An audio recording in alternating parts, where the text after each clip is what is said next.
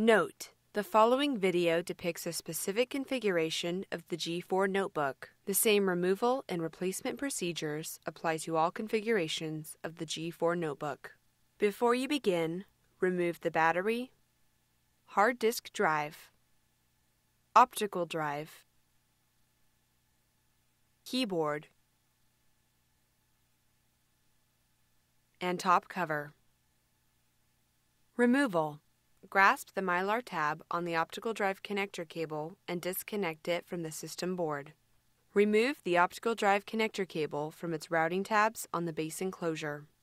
Important: make careful note of the routing of the optical drive connector cable for later replacement. Tilt the notebook backward so that it is resting on the display panel. On the bottom of the notebook, carefully release the front edge of the optical drive connector from its clip on the base enclosure. Lift the lower edge of the optical drive connector until it is free from its alignment pins and clips in the base enclosure. Important: make careful note of how the optical drive connector cable is routed underneath the optical drive connector.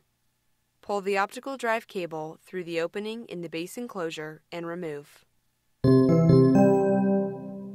Replacement: on the bottom of the notebook, feed the optical drive connector cable through the opening in the base enclosure.